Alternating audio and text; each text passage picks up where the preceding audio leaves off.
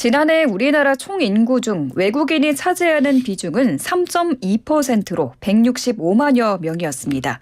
생산 연령 인구 기준으로 보면 4%로 그 비율이 더 커지는데요. 2018년 기준 외국인 근로자의 경제 유발 효과는 이미 90조 원에 이릅니다. 그래서 오늘 이 시간에는 산업 현장의 경제 일꾼이라고 할 수 있는 외국인 고용 지원 사업의 이모저모에 대해 이야기 나눠보겠습니다.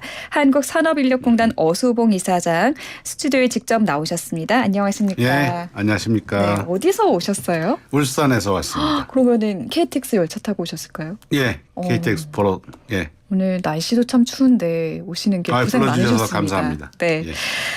먼저 이사장님 간단한 소개와 이 공단이 어떤 일을 하는 곳인지 소개를 부탁드립니다.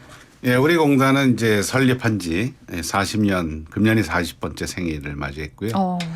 하는 일은 크게 세 가지. 첫째는 기업들의 그 근로자에 대한 직업 훈련, 능력 개발을 지원하고 있고요. 네. 두 번째는 우리 전 국민에 대해서 직업 능력에 대한 평가, 국가기술 자격에 대한 시험을 시행하고 있고요. 네. 세 번째는 오늘의 주제인 외국 인력 도입. 그래서 외국 인력을 전 세계에 우리나라 MOU를 맺고 있는 나라가 16개 국가예요. 네. 그 16개 국가에서 쿼터가 있는데 거기서 우리 한국에 오고 싶은 사람 중에서 능력 있는 분들을 선발해서 도입하고 기업들에게까지 연결해주는 일체의 작업들을 하고 있습니다. 네. 한국산업인력공단에서 정말 여러 가지 사업을 하고 계신데요. 오늘은 그중에서 외국인 고용 지원 사업에 대해서 자세히 이야기를 나눠보겠습니다. 외국인 고용 지원 사업 어떤 건가요? 우리가 이제 EPS 영어로는 EPS Employment Permit System 고용 허가제를 제도로 운영하고 있는데 2004년에 도입이 되었습니다. 제도가. 네. 그때부터 이제 각 주로 동남아 국가들하고 1대1로 도입 계약을 맺고 도입을 하고 있습니다. 그래서 현재까지는 네. 총 16개국 정도가 있고 대표적인 나라들이 뭐 베트남, 미얀마, 인도네시아, 태국, 필리핀, 네. 또 좀 멀리는 우즈베키스탄, 또 파키스탄까지 해서 굉장히 많은 국가들하고 MOU를 맺고 도입하고 있습니다. 그래서 그 형태로 도입해 있는 비자를 우리가 E9 이때 E는 employment type 9의 형태로 네. 해갖고 금년에는 이제 그 총 쿼터가 6만 9천 명이 되고 네. 실제로 도입은 우리가 좀 더 많이 해서 한 연말까지 하면은 한 8만 9천 명까지는 네. 도입하리라고 예상하고 있고요. 네. 내년에는 정부가 이미 발표했다시피 총 11만 명. 굉장히 많은 숫자가 들어올 것으로 예상하고 있고요. 이 역대 최대라고 역대 하더라고요. 2004년부터 18년이 지났는데 네. 그때 최대고 또 하나 형태가 있는데 이거는 우리 외국에 사시는 우리 동포들이 한국에 귀환해서 취업할 수 있는 길이 있습니다. 외국인 근로자뿐만 아니라 우리 예. 동포까지도요. 동포들이 이제 한국에 이제 친척들이 있거나 네. 그러면은 들어와서 귀국하셔갖고 취업을 좀 자유롭게 할 수 있는데 그 형태의 비자는 H2 비자입니다. 비자가 다르군요. 예. 네. 그러니까 16개국 나라에서 인력이 필요한 산업 현장 곳곳에 이 외국인 근로자가 일을 할 수 있도록 연계해주는 어떤 다리 역할을 하고 계신다고 이해를 하면 브릿지 되겠죠? 역할을 하고 있습니다. 예.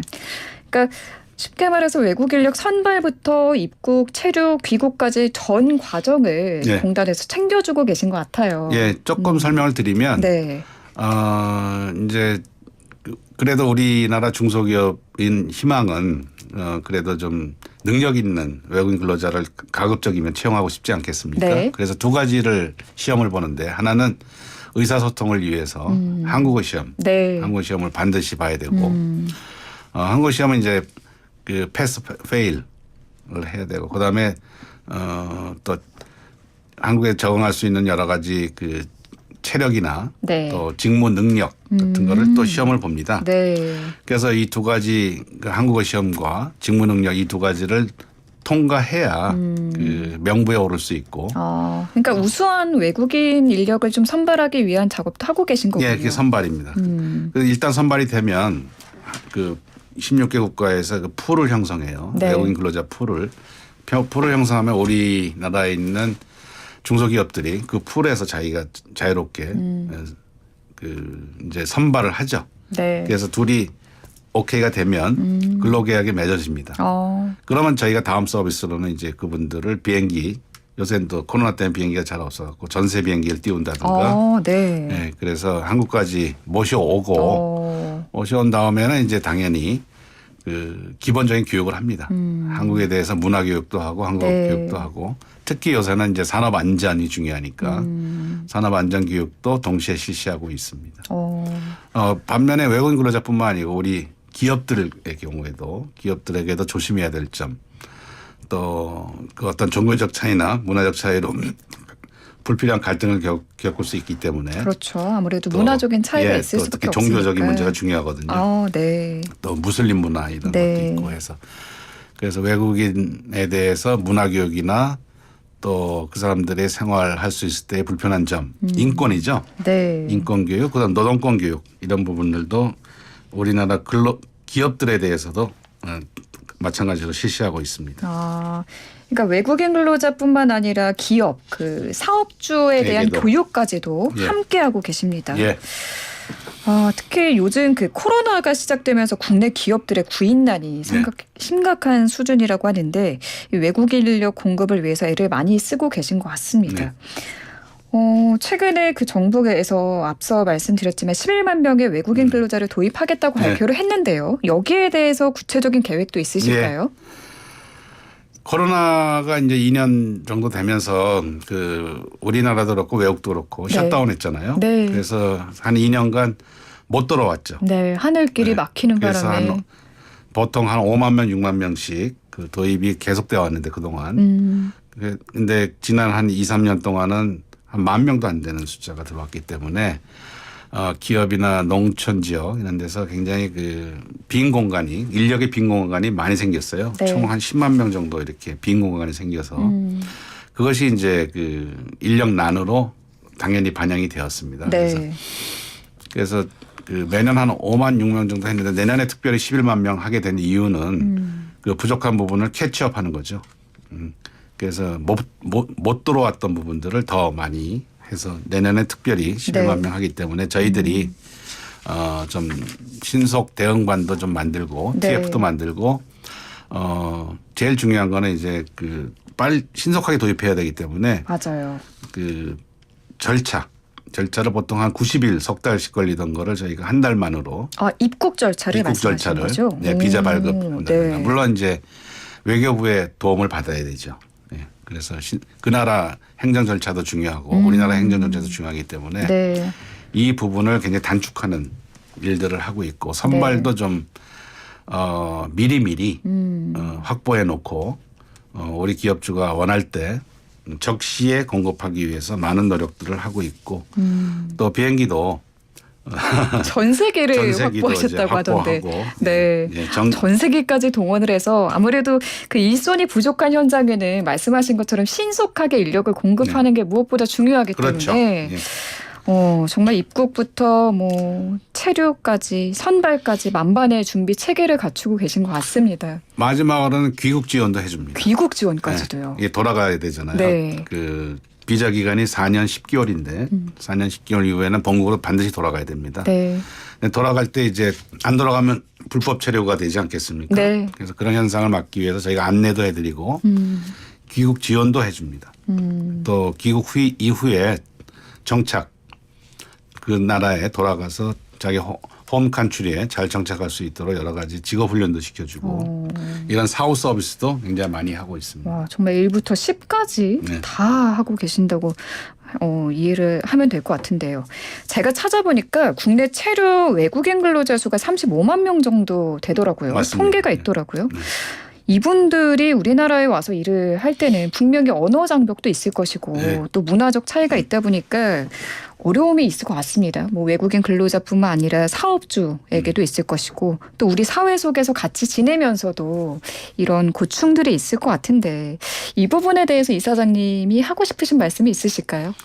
체류 기간 동안 이제 그 여러 가지 어려움을 겪어요, 사실은. 뭐 우리도 외국 가면 언어적 문제라든가 또 그럼요. 정보도 부족하고 네. 또 약간의 차별 같은 것도 느끼잖아요. 네. 그거 똑같습니다. 그래서 외국 근로자들이 이제 여기 제일 오면 제일 어려운 것이 언어 소통 문제고 두 번째는 그 거주 집이 없으니까 거주의 문제도 있고 또 사용자들하고의 약간 갈등도 있을 수 있습니다. 그래서 그런 문제들에 대해서 하나하나 저희가 대응하는 서비스를 제공하고 있습니다. 그래서 어떤 서비스가 있을까요? 그 외국 인력 상담센터가 전국에 좀 있고요. 또 전화번호가 1577-0071로 하면은 자기 나라 말로 인도네시아는 인도네시아 말로 베트남은 베트남어로 네. 자기의 고충사항을 얘기하고 상담을 받을 수 있는 전화를 긴급 전화를 서비스하고 있고요. 제가 이 번호를 한 번 더 강조를 해드릴게요. 1577-0071번으로 전화하시면 그 현지 말로 상담을 받으실 수 있다고 합니다. 그렇습니다. 통역 서비스도 있습니다. 어. 가장 중요한 거는 이제 네. 역시 그 안전이잖아요. 낯선 곳에 와서 이렇게 하면 또 기계 장치도 잘 모르는 상태에서 뭐 손가락이 잘린다든가 네, 뭐 이런 너무 위험 요소가 너무 많죠. 있기 때문에 근로자에 대해서 외국인 근로자에 대해서 그 산업안전 교육을 반드시 저희가 하고 있고 네. 또 아까 말씀드린 것처럼 기업주에 대해서도 산업안전에 대해서 각별히 좀 신경 써달라라고 네. 당부도 많이 하고 있습니다. 너무너무 중요한 부분까지도 챙기고 계시네요. 장기적으로 봤을 때 국내 중소기업과 근로자 모두가 좀 경쟁력을 키워서 성장할 수 있는 대책도 필요하다는 생각이 드는데 여기에 대해서도 어떤 생각이나 계획이 있으시겠죠? 저희가 하는 이제 사업 중에 거기에 해당하는 사업들이 몇 가지가 있는데요. 네. 장기적으로 볼 때는 두 가지가 이제 하나는 기후 위기로 탄소 중립 시대가 되어서 산업 전환이 막 벌어지지 않습니까? 네. 특히 전기 자동차 뭐 또 화력 발전소는 좀 줄여 나가고 배도 이제 그 기름을 좀 적게 쓰는 형태로 바뀌고 있고 또 하나 분야는 이제 4차 산업혁명 아니겠습니까? 네. 그래서 기계화도 자동화, 기계화 또 특히 AI, 빅데이터 이런 쪽으로 많이 빠른 속도로 바뀌기 때문에 기업들도 마찬가지고 근로자들도 여기에 대응을 적절히 하지 않으면 기업과 근로자 생존이 어렵게 되죠. 그래서 몇 가지 프로그램을 운영하고 있는데 네. 특히 젊은 층을 위해서는 그 청년 특화형 그 프로그램을 운영하고 있습니다. 이제 기업이 이제 예전은 ESG 경영이라고 사회적 기여를 위해서 많은 활동을 하는데 그것을 청년 고용과 청년의 일자리랑 연계된 특화된 사업들을 하는데 저희들이 그걸 많이 지원하고 있고요. 네. 또 디지털 사회가 됐으니까 청년들이 디지털에 익숙해지도록 K 디지털 플랫폼, 그러니까 디지털 훈련을 시켜주는 거죠. 그런 부분도 많이 있고 특히 이제 우리 기후 변화에 따라서 자동차, 조선, 에너지 이런 부분에 산업 전환이 예견되기 때문에 네. 거기에 예비해서 대응해서 산업 전환에 필요한 새로운 능력을 네. 키울 수 있는 훈련센터 대부분 공동훈련센터입니다만은 그것도 운영하고 있습니다 현재. 네. 그러니까 요즘 너무 이 산업 환경 변화가 급격하게 빠른 속도로 이루어지기 있기 때문에 여기에 선제적으로 대응을 안 하면은 도태가 될 수 있기 때문에 여기에 대한 교육도 제공을 하고 혹시 계십니다. 이 방송을 듣는 기업이나 근로자께서 관심이 있으시면 네. 한국산업인력공단 홈페이지 홈페이지에 들어오시면 이 사업 내용을 자세히 알 수 있고 네. 또 거기에 바로 그 즉시 신청도 할 수 있겠습니다. 아, 내가 신청을 해서 필요한 교육을 받을 수 있는 건가요? 뭐 100% 보장되지는 않지만 네. 그 기회가 열려 있습니다. 그렇군요. 예. 어디 사이트를 한 번 더 말씀해 주시죠. 한국산업인력공단 홈페이지입니다. 네. 또 최근에 심각한 문제가 국내 청년 실업 문제지 않습니까? 네. 공단에서 혹시 청년 구직을 지원하는 사업도 있을까요? 국내 9개 다 하고 있는데요. 아까 외국 인력 문제는 인바운드 아닙니까? 네. 외국에 들어오는 거고 저희가 아웃바운드도 합니다. 해외로 내보내는. 해외 취업을 특히 청년들을 네. 해외 취업하는데 미국에 있는 기업 일본, 싱가포르, 호주 이런 데로 매년 한 5천 명 이상 취업을 하고 있는데 저희들이 아카데미를 통해서 공부시키고 또 직무교육을 시켜서 네. 외국에 있는 기업과 매칭도 시켜주고 그래서 연간 매년 한 5천 명씩 청년들을 해외에 진출시키고 있고요. 네. 그다음에 이제 취업한다면 약간의 자금도 필요하니까 정부가 특히 노동부가 그 정착 지원금도 지원하고 있는 프로그램이 있습니다. 그렇군요. 그 청년들을 해외 취업까지 돕고 계시는군요. 또 국내 취업도 좀 많이 필요하니까 네. 국내 취업에 필요한 여러 가지 그 스킬, 능력, 직무 능력을 향상하기 위해서 여러 가지 교육 훈련 프로그램들이 많은데 네. 그런 것들도 저희가 그 운영하고 있습니다. 네. 그럼 마지막으로 예. 코리안 드림을 품고 한국에 들어와서 열심히 일하고 있는 우리 외국인 근로자들에게 해주고 싶으신 뭐 격려 말씀 한마디 예. 부탁드립니다. 30년 전만 해도 우리나라도 그 노동력 수출국이었어요. 대표적인 게 소독, 광부, 또 그 사막에 오일 달러를 벌기 위해서 굉장히 많은 근로자들이 한때는 30만 명씩이나 있었고 이런 우리의 역사가 있습니다. 네. 그래서 똑같은 거죠.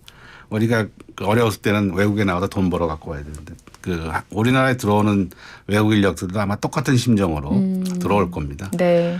그러나 당부드리고 싶은 거는 그 체류 기간 동안 성실하게 꾸준하게 자기 능력도 키워가면서 소득도 벌면 네. 더 많은 기회 그걸 그 저축한 돈을 가지고 그 나라 돌아가서 창업할 수도 있고 저희가 그 창업하는 걸 지원하는 프로그램도 있습니다. 그러시군요. 또 다시 한국에 돌아올 수 있는 기회도 또 열려 있습니다. 네. 예, 그래서 그 한 곳에서 열심히 꾸준히 일하시면 앞으로 미래가 좋다라는 희망의 말씀을 전해드리고 싶습니다. 네.